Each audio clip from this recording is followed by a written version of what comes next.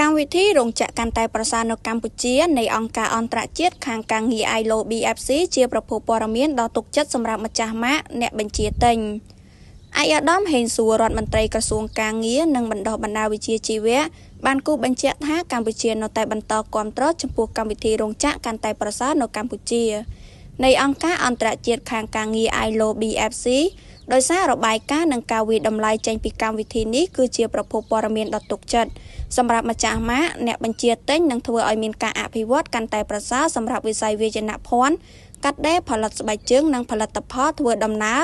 និងកាបូបនៅក្នុងប្រទេសកម្ពុជាការគូសបញ្ជាក់ដូចនេះគឺនៅក្នុងឱកាសឯកឧត្តមរដ្ឋមន្ត្រីបានទទួលជួបការសម្ដែងការគួរសមនិងពិភាក្សាការងារជាមួយគណៈប្រតិភូកម្មវិធីការងារកាន់តែប្រសើរជាសកល Better Work Global នៃអង្គការអន្តរជាតិខាងការងារម្ចាស់ជំនួយនិងតំណាងស្ថានទូតដែលដឹកនាំដោយលោកស្រីសារ៉ាផាប្រធានភាពជាដៃគូ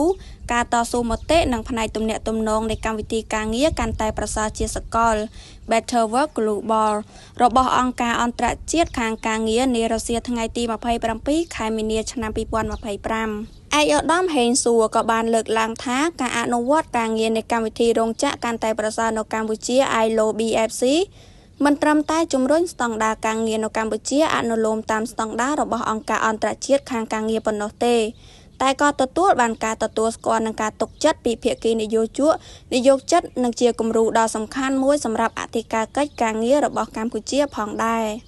ជាការឆ្លើយតបគណៈប្រតិភូកម្មវិធីការងារកាន់តែប្រសើរជាសកល Better Work Global នៃអង្គការអន្តរជាតិខាងការងារម្ចាស់ជំនួយនិងតំណាងស្ថានទូតបានបង្ហាញនូវសេចក្តីរីករាយក្នុងកិច្ចសហការជាមួយក្រសួងការងារនិងបណ្ដុះបណ្ដាលវិជ្ជាជីវៈនិងភាគីពាក់ព័ន្ធនានា